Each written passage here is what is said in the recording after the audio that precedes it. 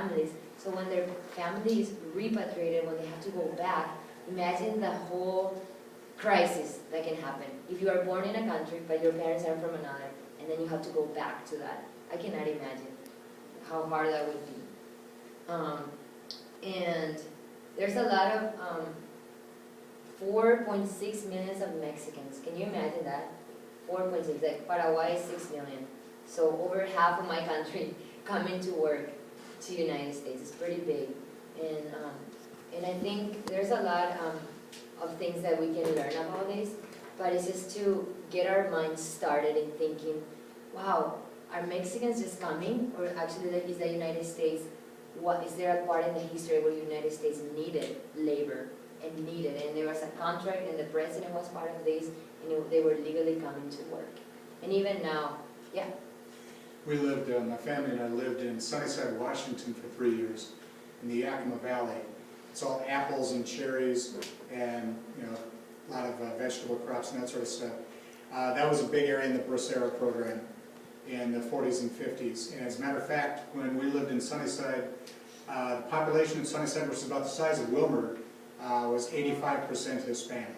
Wow, 85. And what was interesting was, you know, there were second and third generation descendants of the Bracero program living in Sunnyside.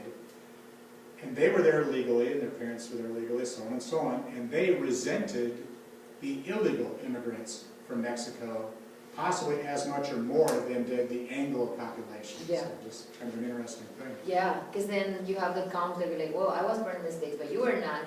And so, and we are from the same, our background is from the same country. So there's a lot of conflict that can happen. And to get us started, I know that, at least I learn a lot with pictures.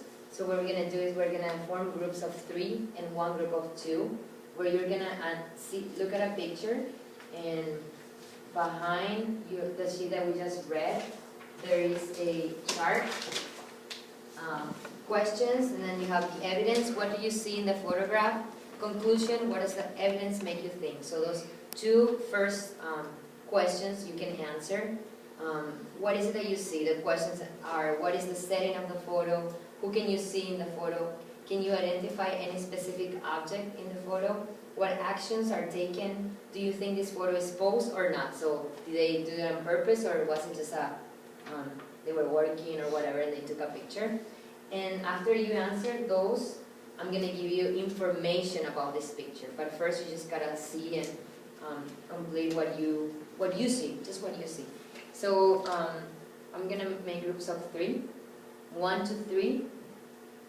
1, 2, and 3. So you 3 will be together, you 3 will be together. 1, 2, 3 will be together. 1, 2, 3 together. 1, 2, 3 together.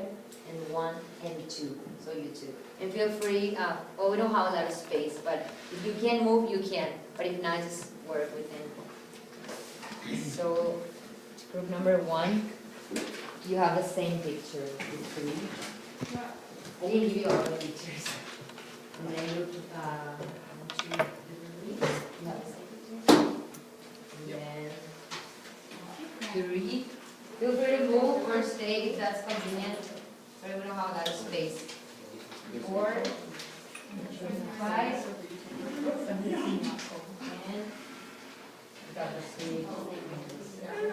So these are mistakes. So first, 2 columns and the 5 questions.